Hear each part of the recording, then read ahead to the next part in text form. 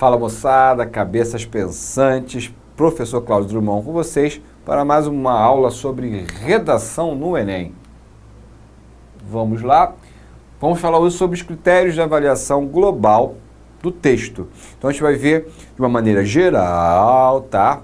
Depois a gente vai ver especificamente o que a banca, quais são as competências que a banca ali estão observando de uma maneira mais incisiva, mas vamos ver esse critério de avaliação global, de uma maneira geral, o que a gente precisa estar atento na confecção do texto. Não só para a redação do Enem, como para qualquer outro tipo de redação que a gente produza, para vestibular, para concursos e assim por diante. Então quais seriam os critérios? Primeiro critério é a unidade textual. Vamos ver o que é isso. É a organização estrutural do texto, a organização dos níveis sintático, semântico, a articulação de palavras e frases, a lógica interna do texto. Os problemas que interferem de forma negativa na unidade são, então, estrutural é o todo do texto. A unidade textual, como fala, é você iniciar e terminar um texto de uma forma que se torne um corpo único. Então, a gente vai estar vendo o que causa problema, o que compromete essa unidade textual. Bem, primeiro é a acumulação. Ocorre quando há informações desnecessárias e apresentadas de forma desordenada, o que faz com que o leitor se sinta perdido, sem conseguir acompanhar o fio condutor. Então você acaba, tem muito a ver com essa prolixidade, né? Já falei de prolixidade, tem um pouco a ver também. Quando você acaba escrevendo muito e umas coisas ficam meio, né? Acumulam muitas informações, tem uma hora que quem está lendo fica perdido. Cadê o fio condutor? Como é que faz para acompanhar esse fio condutor, né? Essa ideia que você está querendo expor. É tanta informação ali desnecessária, acumulada, que compromete o entendimento de quem está lendo. E a gente não quer isso. A gente quer que quem leia entenda com clareza e facilidade aquilo que eu estou querendo expor. E isso vai trazer benefícios na hora da correção da prova. Se eu não conseguir, vai começar a me trazer problemas. Lacuna, né? A gente sabe o que é uma lacuna. Quem nunca fez exercício, né, de complete as lacunas? Aí está lá o enunciado, não sei o que, aí vem a lacuna, aí vem o complemento aqui, completar a lacuna. A lacuna é exatamente isso, é um espaço, né? A gente está vendo esse espaço que é a lacuna para eu completar.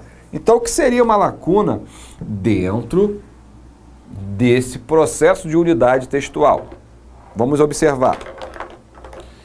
Ocorre quando há ausência, né? Por isso que tem uma lacuna, a ausência de qualquer parte necessária à configuração do texto como um todo, uma unidade, né? Um todo, a unidade textual. A conclusão, por exemplo.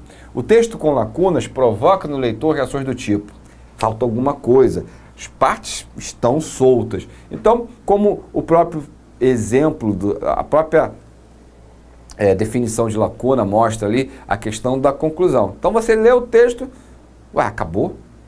Está faltando alguma coisa. Não está finalizado esse texto. Então é exatamente isso. Faltou, por exemplo, uma conclusão. Se faltou uma conclusão, é porque está faltando algo. Tem algum espaço ali, a ausência de uma parte. E aí a gente chama essa ausência de lacuna, o que acarreta um problema de unidade textual. O deslocamento ocorre quando uma parte aparece em um lugar inadequado. Provoca reações do tipo: está fora do lugar, está desorganizado. Vou dar um exemplo. A gente já viu que a dissertação tem 3 partes essenciais: uma introdução, um desenvolvimento e uma conclusão. Então você fez a introdução, aquela que você apresentou a tese. Lá no desenvolvimento é onde você vai expor seus pontos de vista, vai colocar suas opiniões, né? E tem a conclusão. A conclusão não vai colocar argumentos novos. Na conclusão, você está finalizando, você está fazendo uma síntese daquilo que você apresentou. Não é o local de colocar argumentos, novos argumentos. Porque, se são novos argumentos, continua sendo um desenvolvimento. Então, se você tem ali dentro da conclusão algum momento que você expõe um argumento novo, está fora do lugar. Há um deslocamento. Não deveria estar ali na conclusão. Aquilo ali deveria estar onde? No desenvolvimento. É um exemplo de deslocamento que vai acarretar de problemas em problemas de unidade. Coesão textual. Bem, eu vou falar ali, nesse caso, como eu estou falando de critérios de avaliação global, eu vou falar de coesão de uma maneira muito rápida e muito simplificada, só para vocês entenderem o que é. A gente tem uma aula gigante sobre coesão. Coesão é uma coisa muito séria, importante, que a gente precisa realmente entender bem, porque é algo fundamental na construção de um texto. Independente de ser da redação do Enem, é fundamental. O texto precisa ser coeso, tá? Então, a gente tem as aulas à parte de coesão, dá uma olhadinha lá, tira suas dúvidas lá, ok? Mas vamos lá. É o uso de ferramentas que permitem manter a linha de raciocínio, unir as diferentes partes do texto. É um assunto longo e importante que veremos detalhadamente mais à frente. É ali que a gente vai fazer isso mais detalhadamente mais à frente. Então, mais para a gente ter uma ideia, né? Existem várias formas de fazer uma conexão, de fazer a coesão, mas muito utilizados são os conectivos, conjunções, por exemplo. Então, você está montando uma frase, né? Fui à praia,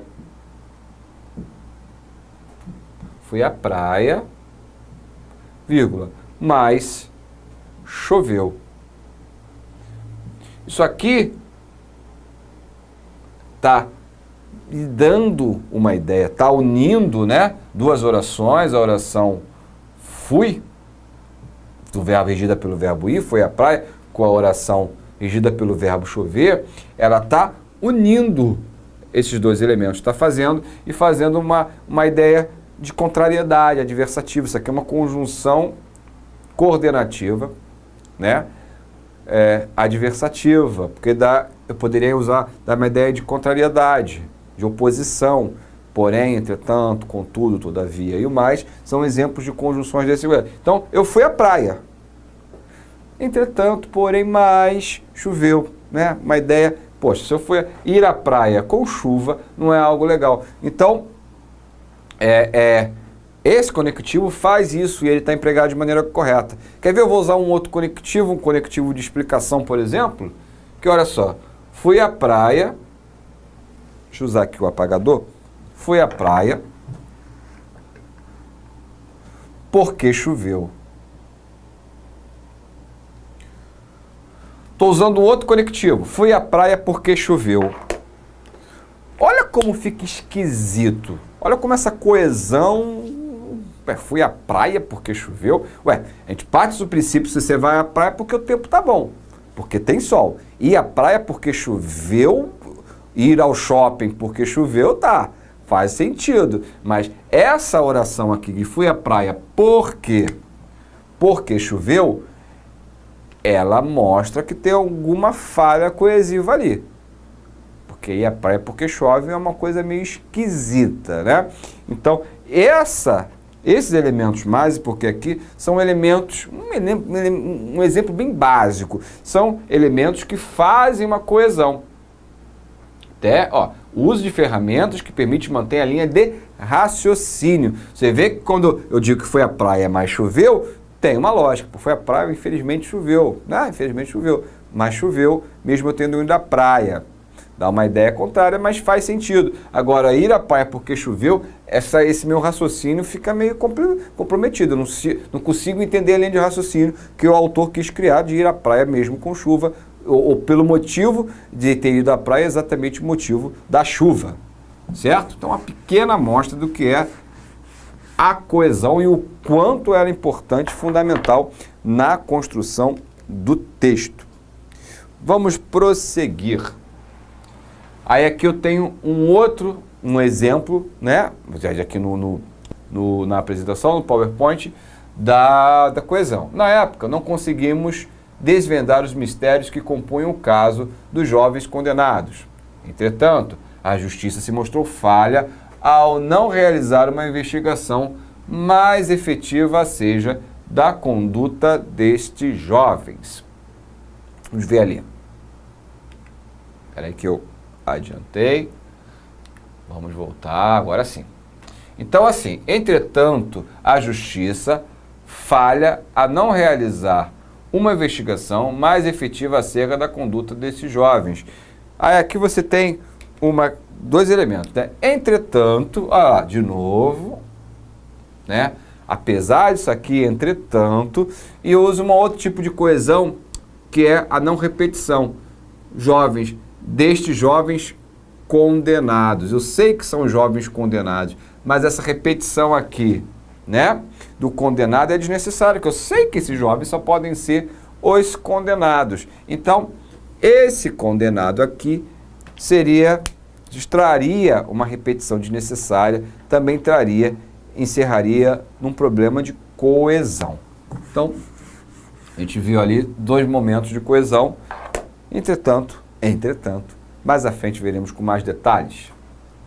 A adequação realiza-se quando não se perde de vista o que se tem a dizer, para quem, para quê e em que veículo de comunicação. Esses fatores direcionam as escolhas do emissor em sua produção de texto. Bem, lembrando que são critérios de avaliação global de texto, né? Então, se não é específica para o Enem. A gente vai embarcar tudo isso aí no Enem, mas estou vendo de uma maneira geral. Então, por isso, cabe aqui o veículo de comunicação. Né? Estou escrevendo uma crônica, um conto, né? Uma reportagem, aí a gente vai ter que levar em consideração esse veículo de comunicação. No caso da prova do Enem, né, dissertação, esse veículo de comunicação ele não precisa ser levado em consideração. Agora, para quem e para que sim. Para que eu estou fazendo? Eu estou expondo ali minha opinião sobre um determinado tema, né? E para quem vai ter um examinador para corrigi-lo. Então, essa adequação, e esse examinador vai observar vários critérios, dentre eles se estou usando a língua padrão, se estou respeitando os direitos humanos. Então, isso eu preciso adequar, né, o formato de texto, que é uma dissertação argumentativa, que precisa ter uma introdução, desenvolvimento, conclusão. Tudo isso eu preciso levar em consideração para adequá-lo. Isso é adequar de acordo com o que se é solicitado. Coerência. Costumo dizer que um texto bem feito, ele precisa seguir dois pilares. Tem dois pilares ali que sustentam um texto bem redigido. Coesão e coerência, tá? E a coesão, né, a falta de coesão, ela pode comprometer a coerência. Mas vamos ver também, temos também uma aula específica só de coerência, tá? Sua presença é a maior prova de que se conseguiu a unidade textual. Então, a coerência, ela leva à unidade de texto. Se a unidade estiver comprometida com falhas de conexão, e aí falhas de conexão a gente pode falar de coesão, né? Sua coerência será prejudicada. No entanto, o inverso nem sempre ocorre. O argumento defendido de forma superficial, por exemplo, não compromete a unidade de texto, mas sim sua coerência. Então, assim, a gente pode não ter, né, o argumento está mal, né? Ele está superficial, não está profundo, a unidade de texto está lá, mas de coerência deixou a desejar, né? Então você pode ter, aí neste caso, um erro de coerência que não acarretará a questão da unidade, mas um bom texto coerente, ele com certeza traz a unidade textual. E a coerência é manter um texto íntegro do início ao fim, sem contradições, sem elementos que realmente comprometam o entendimento. Clareza e fluência. Texto claro é o que se entende facilmente na primeira leitura. Já pegaram textos, né? E assim, quando a gente se depara com um texto que não é claro, é difícil de entendimento, tem que ler 1, 2, 3, voltar 4, 5 vezes. Então, o texto claro é aquele que na primeira leitura eu consigo entendê-lo. Mesmo que eu precise voltar, às vezes, para o texto para buscar alguns detalhes, mas eu li e entendi. Não, entendi o que esse cara está querendo dizer aqui. Esse texto é sobre isso. Já fluência é a qualidade que permite leitura ininterrupta, sem interrupções, né? Sem prejuízo da compreensão e sem necessidade de releitura. Então está fluindo, o texto está fluindo, eu estou lendo, poxa, beleza, não preciso voltar para entender aquilo ali, né? Não preciso interromper, é ininterrupta, porque ela é fluente. Um texto pouco claro, além dos problemas já mencionados nos critérios anteriores, pode apresentar falhas em termos de. Então, quais são as falhas que pode acarretar, né, que comprometem a clareza e a fluência? Aspectos gráficos, letra ilegível e rasuras. Então, eu estou lendo, não consigo entender o que o camarada escreveu. Obviamente que isso vai interromper, isso vai comprometer a clareza e a fluência do texto, é óbvio, né? E as rasuras também, aquele monte de rasura também compromete a clareza. Isso aí não resta dúvida. A montagem de texto, períodos longos, excesso de ideias intercaladas, uso inadequado de conectores e referentes, né? Olha lá, eu mostrei para vocês um erro de coesão, né? Então, eu usei um conector mal empregado. Isso também acaba influenciando na fluência e na clareza. Ué, caramba, não estou conseguindo entender o que esse cara está dizendo. Tem que voltar, porque não está claro, né? Além de não estar coeso. Então, o excesso de ideias também, que você começa, meu Deus do céu, não estou intercaladas umas às outras, eu começo a perder a questão da fluência e, com certeza, eu não vou entender com clareza o que o camarada quis me dizer. Perdão. Correção gramatical. Os problemas de ortografia ou acentuação, por exemplo, interferem na clareza de um texto, já em um primeiro nível de leitura, evidenciando-se como obstáculo à sua compreensão. Quer ver um exemplo? Olha só.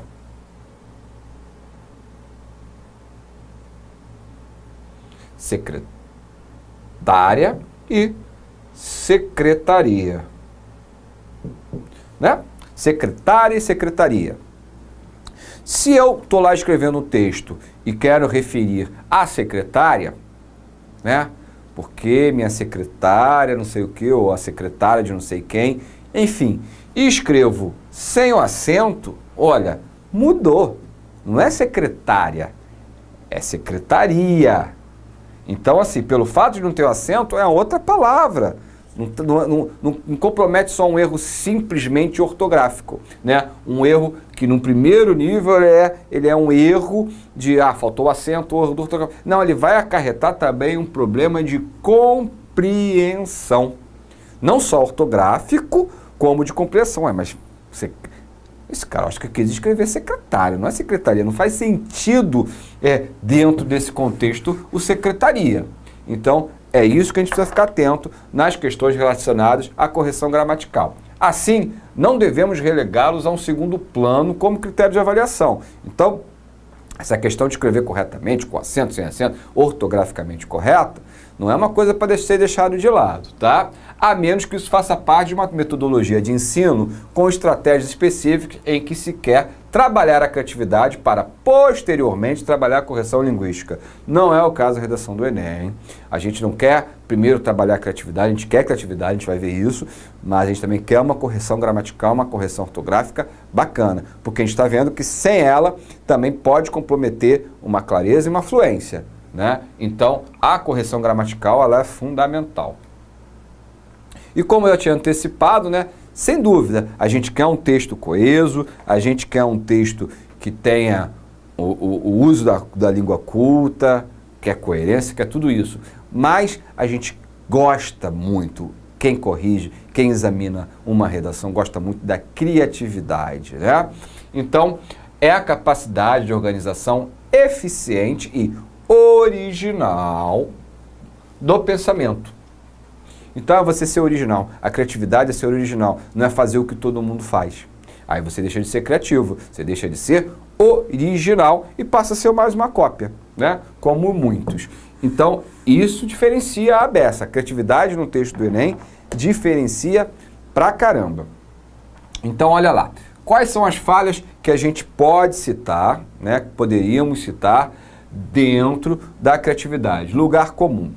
Que é o lugar comum? É o que todo mundo faz, é o que todo mundo repete, né? Os lugares comuns. Quer ver um lugar comum que é horrível? Nos dias de hoje, né? Muita gente gosta de começar a redação nos dias de hoje, nos dias atuais. Isso além de ser uma pobreza vocabular, é um lugar comum. Todo mundo faz nos dias de hoje, atualmente, nos dias atuais. Então, esse lugar comum, ele precisa ser evitado por N motivos. Inclusive, pela questão da originalidade, pela questão de falta de criatividade. Outra questão também relativa à criatividade é a falta de criticidade, ou seja, a falta de ser crítico. Se você, primeiro que a redação é um texto argumentativo. Então, quando você argumenta, é importante a sua crítica, né? Claro, não é sair, minha crítica é que isso, que tenha que, né, pena de morte, bandido bom, bandido, não é isso. Bandido bom, bandido morto, não é isso, não. Ter criticidade, você tem que ter um raciocínio lógico, um raciocínio crítico, né? Criticar não é falar mal, né? Não é só isso. Criticar é através de uma reflexão, fazer mesmo a crítica àquilo que leve também aquele que está lendo a uma reflexão. Isso é criticidade, isso é criatividade. Soma-se muitos pontos uma redação criativa. É o caso do título. O título da redação do Enem é obrigatório? Não. Mas um título criativo é bacana, porque ele já vai trazer ao examinador, caramba, pô, esse título tá bacana, que cidadão criativo, não é verdade? Bem, gente, a gente fica por aqui, até um próximo encontro, até, moçada!